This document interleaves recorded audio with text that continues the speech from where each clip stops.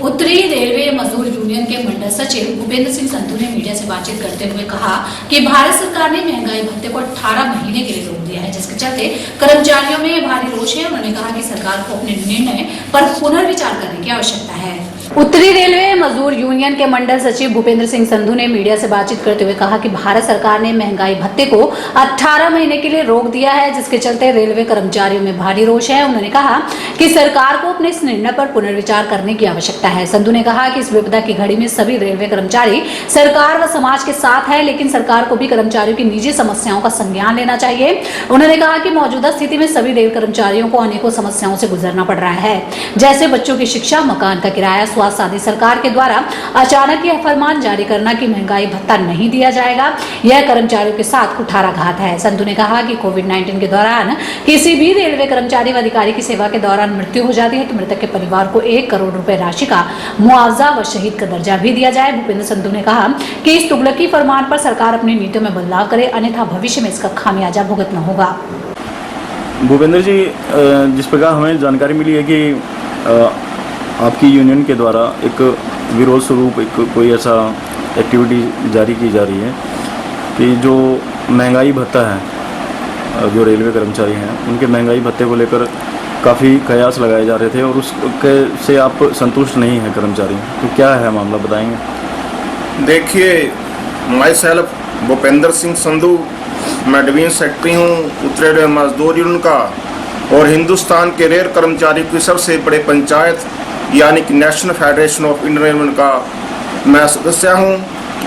जैसे कि आज जो बड़ी तगड़ी भयंकर बीमारी जो कोविड-19, जो इस कोरोना के इस दौर में हमारे सारे केंद्रीय कर्मचारी, जो हमारे रिस्पेक्टेड ऑफिसर साहिबान हमारे फ्रंट लाइन में आकर इस कोरोना वायरस में युद्ध की तरह की योद्धा की तरह बिल्कुल फ्रंट लाइन में आकर देश की सेवा कर रहे हैं।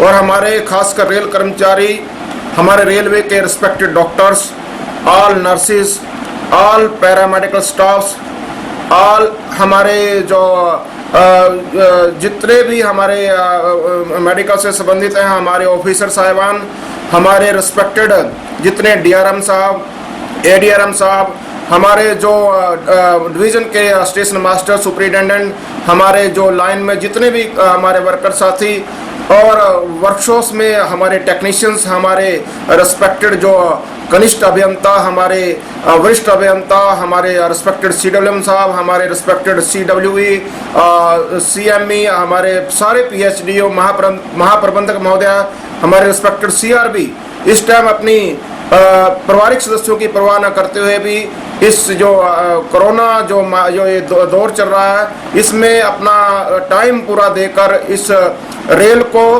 खासकर हमारे जो मालगाड़ियों को, उनको चला रहे हैं। हमारे जो खाद्यान्न पदार्थ हैं कश्मीर से लेकर कन्याकुमारी तक उसको पहुंचाने का काम कर रहे हैं। और but I am very sorry to say that के केंद्र सरकार ने अपने एक लेटर संख्या letter number 11220/E/2 date is 23/4 को जो हमारा जो महंगाई भत्ता है, जो कोई एक भीख नहीं, हमारा एक बुनियादी अधिकार है, इसको जो हमारे जो लर्न जो अर्थशास्त्री हैं वो इंडेक्स के ऊपर जो महंगाई जितनी होती है उसके ऊपर तय करके उसको तय करते हैं, वो इन्होंने हमारा 18 महीने का हमारे जो सारे सेंटर के कर्मचारियों जो पेंशनर्स हैं उनके हितों पर बहुत बड़ा कुठाराघात किया है। दिस इज टोटली डिस्क्रिमिनेशन, हमें इसका बहुत तगड़ा लॉस होगा। सो मैं आपके माध्यम से भारत सरकार के यशस्वी प्रधानमंत्री महोदय को, यशस्वी हमारे जो लर्न्ड फाइनेंस मिनिस्टर हैं उनको हम्बली रिक्वेस्ट करूंगा कि इस बात पर गौर की जाए, नहीं तो ये बहुत तगड़ी एक जो ही कोरोना ये वायरस खत्म होगा और ये जो बंदी जो हटेगी तो हमारे जो रेल कर्मचारी हैं, हमारी सारी ट्रेड यूनियन, हमारी फेडरेशन, जो हमारे आदेश होगा, सेंटर जो हमारे नेतागण हैं उनका हमारे सारे कर्मचारी सड़कों पर आएंगे, क्योंकि बहुत बड़ा एक तगड़ा बहुत कुठाराघात है। हमारे जो पीड़ा की इस टाइम बड़ी प्रकाष्ठा है, हमारे सब्र का जो प्याला है वो छलक जाएगा। हमारे जो देश में मैं कहता हूं कि यहाँ पर जो VVIP हैं वो करीब 5,80,000 हैं।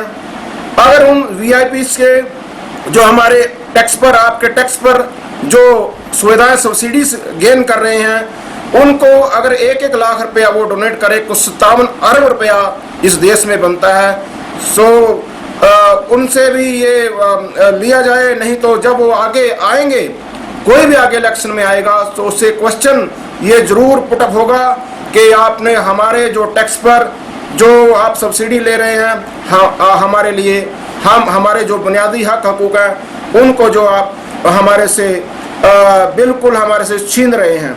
इसमें सभी जो पेंशनर्स हैं, खासकर मैं उनकी भी बात इस प्लेटफार्म के आपके माध्यम से उठाना चाहूँगा, क्योंकि पेंशनर्स जो होते हैं वो ओल्ड एज में जाते हैं। इस एज में आकर किसी भी आदमी को जो बीमारियां हैं वो दीमक की तरह उसको खा जाती हैं, उसकी बीमारी पर, उसकी दवाइयों पर, और जो अपना उसको जीवन यापन करना है बहुत पैसा खर्च होता है। सो उनके साथ भी बहुत तगड़ा कुठाराघात है। आज ये जो टाइम आगे क्रूशियल टाइम है, इसमें जैसे नवा सेशन शुरू होगा बच्चों के एडमिशन्स होंगे, फीसिस होंगी, बुक्स का मामला है, ड्रेसेस का मामला है, और खासकर जो एक बहुत तगड़ा मामला है, 1 साल की जो गेहूं है लोग इकट्ठी ले लेते हैं, लेनी पड़ती है क्योंकि पेट की आग का सवाल है।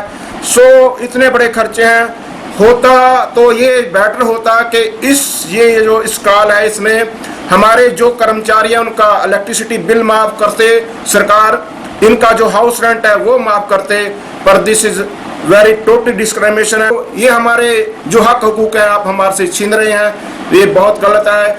ये NFIR ने लड़कर DA को जो इम्प्लीमेंट कराया था, मैं फिर रिपीट करता हूँ, ये कोई भीख नहीं हम मांग रहे, ये हमारा हक हकूक है, आप इनसे नहीं छीना। आदरणीय प्रधानमंत्री जी ने जो एक राहत कोष है वो बनाया हुआ है, उसमें करोड़ रुपए पड़े हैं, और जो उसके बाद एक रिलीफ फंड बनाया था, हम सभी केंद्रीय कर्मचारियों ने, सभी स्टेट के कर्मचारियों ने 1-1 दिन का उसमें अपना तनख्वाह का, अपनी सैलरी का जो योगदान दिया है, डोनेट किया है, दान दिया है। सो क्यों हमारे साथ ऐसा किया जा रहा है? ये इनके जो कुछ ब्यूरोक्रेट हैं, चंद लोग, उनकी बातों में आकर वो गलत पट्टी पढ़ाते हैं। तो ये एक बिल्कुल ही तुगल की आदेश है, हमारी पीड़ा की प्रकाष्ठा बहुत चरम सीमा तक आ गई है। सो मैं फिर रिक्वेस्ट करूंगा आपके माध्यम से कि इसको जो है ना बिल्कुल इस तुगल की आदेश को निरस्त किया जाए। हम अगर कोई बात करनी थी, ये भी नियम है, लोकतांत्रिक प्रणाली को इन्होंने बिल्कुल तिलांजलि दी है। हमारे जो JCM के लीडर हैं डॉक्टर M रघुवैया जी, जो NFI के जनरल सेक्रेटरी हैं, परमादरणीय BC शर्मा जी हैं जो URMU के जनरल सेक्रेटरी हैं और NFIR के ज्वाइंट जनरल सेक्रेटरी हैं, ILO के लीडर हैं। ये लोकतंत्र में एक व्यवस्था है कि पहले जो कोई भी बात होती है पहले JCM को बुलाया जाए, फिर कोई भी जो है डिसीजन लिया। पर इन्होंने एक रात के अंधेरे में, चांद की चांदनी में एक लेटर निकाल कर एक तुगल की आदेश दे दिया है। ये बहुत गलत है। आज के टाइम में हमारे सभी जो वर्कशॉप में देख लो, जो हमारे टोटल जो टेक्नीशियन है, हमारे सभी ऑफिसर साथी हैं, उन्होंने यहाँ पे सैनिटेशन जो मेडिसिन बनाई है हजारों लीटर, और जो PP जिसको DRDO ने भारत सरकार के डिफेंस मिनिस्ट्री के अंतर्गत आता है, उसने प्रमाणित करके उस पर अपनी मोहर लगाई है। और जो हमारे इंसुलेशन कोच बनाए हम लोगों ने अपने हाथ से बनाए हैं। पहले ये चलता फिरता एक हॉस्पिटल है, पहली बार शायद हुआ होगा। तो आज हमारा रेल का जो सरकारी, जो खासकर सरकारी कर्मचारी इस विपदा की घड़ी में काम आया है, आज जो प्राइवेट है वो नहीं काम आया। होता तो ये कि आप जो हम NPS है उसको हटाकर ओल्ड एज पेंशन, जो पुरानी पेंशन है उसको लागू करते, ये ठेकेदारी प्रथा को हटाते, पर आपने तुगल की आदेश किया है। ये बिल्कुल इसके ऊपर जब भी हमारे जो केंद्रीय नेतृत्व है जो हमें आदेश करेंगे वो हमारे सिर मत्थे पर होगा।